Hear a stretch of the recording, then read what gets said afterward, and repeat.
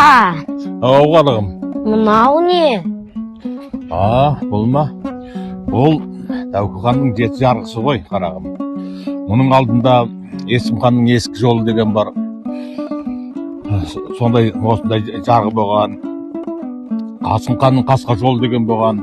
Содан кейін барып, ол заңдар жойылып, заман өзгеріп, содан кейін Тәуке ханның кезінде бүткіл билердің бәрін шақырып, бәрі отырып ақылдасып, содан осы 7 жарғы деген шығарған. Содан осы 7 жарғыда бүткіл жер дауы, жесір дауы деген көптеген шешілмейтін жағдайлардың бәрі жазылған.